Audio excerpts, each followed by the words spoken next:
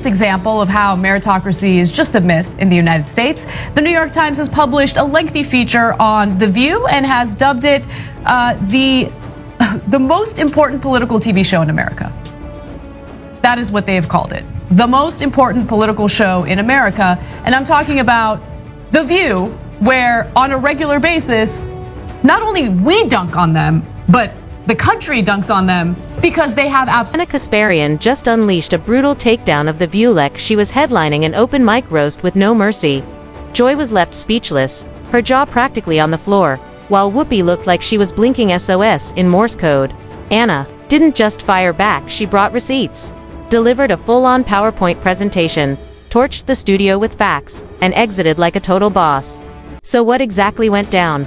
Stick around, let's break it all down. I think I want to be stuck in whatever internet bubble you guys are in, because I'm not reading that my sit-down with Ben Shapiro was totally okay. In fact, I get a lot of backlash from the left about how I'm a secret Trump supporter. I'm actually a secret right-winger. Some people have accused me of being alt-right. One of the things I got in trouble for fairly recently was, I don't know, I just think asylum seekers or people who are here with... You probably thought it was business as usual, coffee in hand, cue cards ready, and the same polished script rehearsed down to a science. Anna Kasparian was supposed to swing by, plug her show, nod along politely, you know the routine, walk on, flash a smile, toss out a set compliment, and join in on a round of polite disagreement before wrapping it all up with a feel-good note about women empowering women. Classic daytime diplomacy, light on the heat, heavy on the applause. But Anna, yeah, she clearly missed that memo. Like, I feel like it's a clown show, like sitting here trying to decipher what your little mythical book has to say about these very real political issues, right? I don't care if you're Christian. In fact, I will fight for you to have your religious liberty and practice your Christianity. I believe in that. I don't believe in Christianity, which means that you do not get to dictate the way I live my life based on your religion. I don't care what the Bible says. While the hosts were busy perfecting their rehearsed smiles and gentle interruptions, Anna Kasparian was loading up her arguments like precision-forged throwing stars. The producers might have been hoping for a lot to fueled love in, but Anna stormed in wielding a metaphorical Molotov cocktail packed with cold facts and zero tolerance for performative solidarity. She wasn't there to politely coast through a tepid chat. She came to torch the very idea that The View qualifies as real, impactful content. Why it feels like when it almost feels like you're rubbing it in our face when you say that. And I know they don't mean to do that. Yeah, I agree with that. But I do think that for people who deliver the news or discuss or analyze what's happening in the country, it's a big problem when you look at pretty much every news organization and realize a lot of these people went to Ivy Leagues. A lot of these people come from affluent families. A lot of these people are totally disconnected. The hosts, so bless their hearts, thought they were settling in for a cozy fireside chat. Instead, they found themselves smack in the middle of a logical firestorm. You could almost pinpoint the exact moment it all shifted, when the smiles froze, pleasantries soured into panic, and those soft studio lights started feeling more like interrogation beams. The calm had been an illusion. The stage was perfectly set, and Anna, she didn't just enter, she brought the coming. Because I want to juxtapose the kind of life Whoopi Goldberg lives and what average Americans are struggling with right now. So let's go to graphic 4 here. After landing her gig on The View, Goldberg relocated back to New York City, where she bought a full-floor loft in Soho for $4 million. Me too. She knows. Right, she knows the working class. She sold the 2-bedroom apartment in 2010, during the economic crash, of course, for just under $3 million, so she lost there. But in a search for more privacy, she moved to the New Jersey suburbs. Who was doing what it does best, talking in circles, clapping for each other like it's a group therapy session for loud takes when out of nowhere. Anna Kasparian, armed with a mic and absolutely zero chill, decided to let it rip. Not live, not across the table.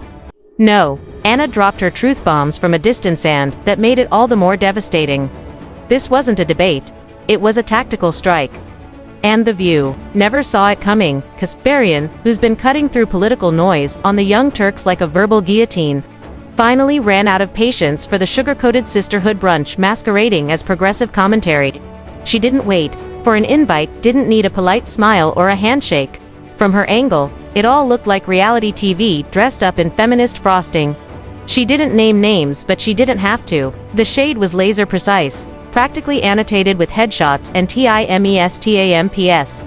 Now, Joy, Whoopi, Sunny, and the rest of the crew are sitting there like dazed hens in a coop that just got smacked by a hardcover philosophy textbook. Because for once, the critique came from someone who didn't want a seat at their table just to flip it. See, the View is used to controlled opposition.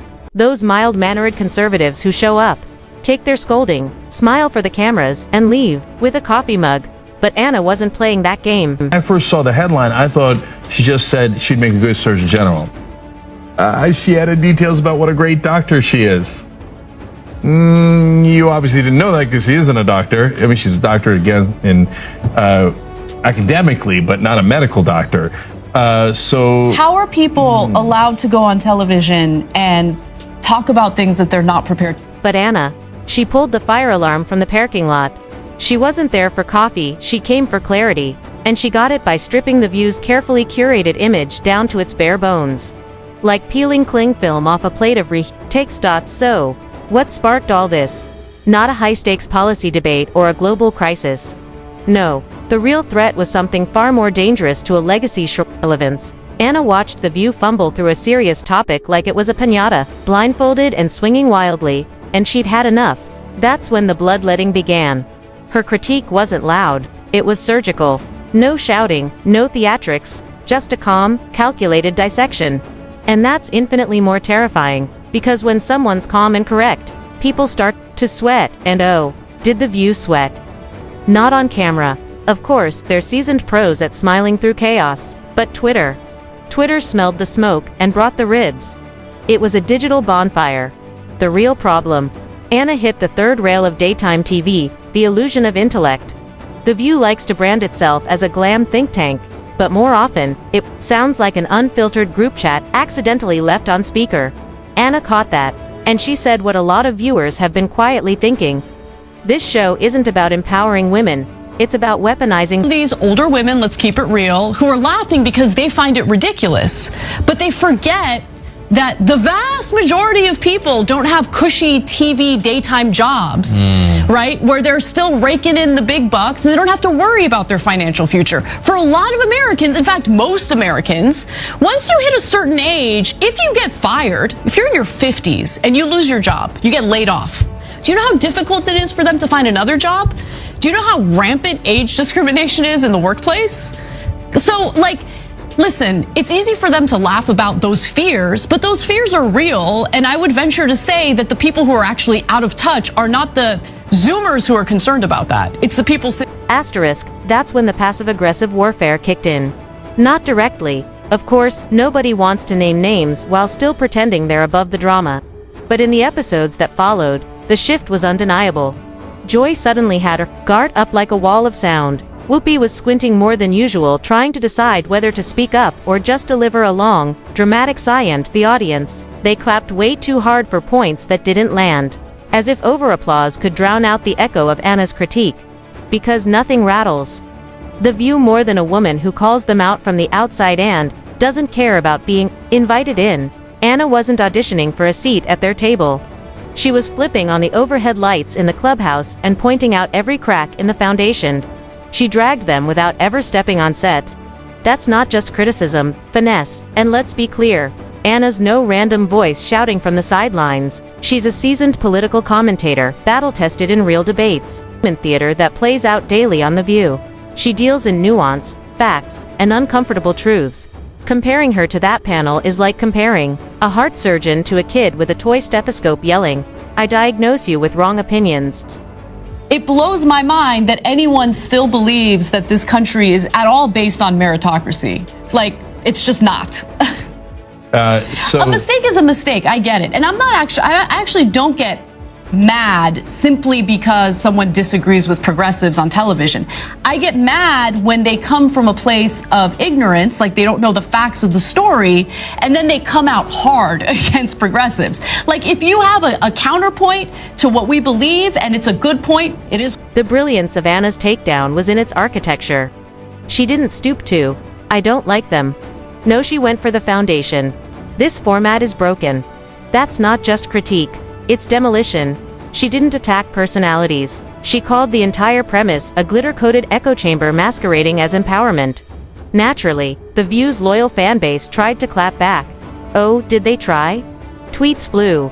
Hashtag spawned. Some even claimed Anna was just jealous. The classic fallback when there's nothing substantial to say.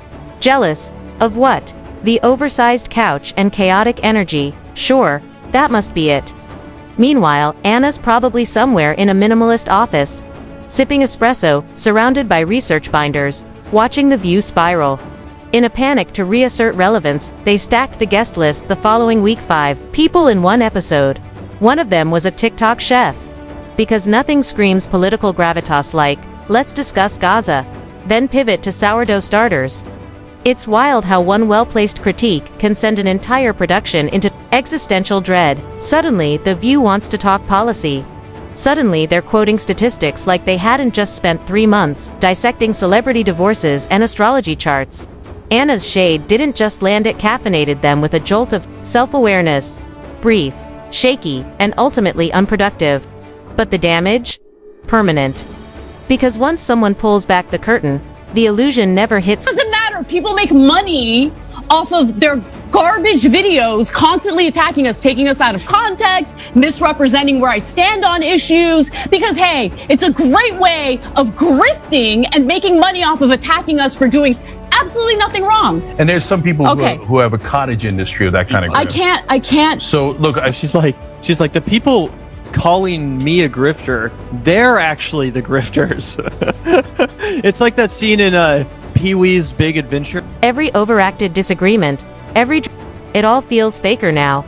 Like watching someone desperately trying to reinflate a balloon that already popped. You hear the strain. You see the desperation.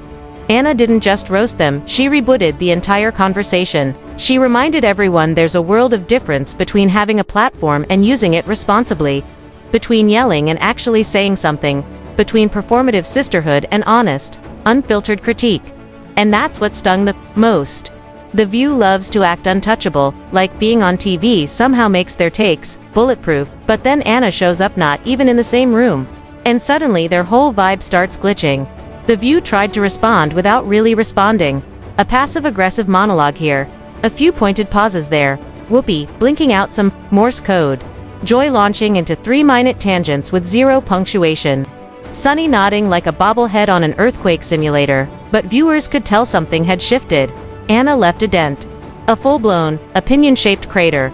And let's be real.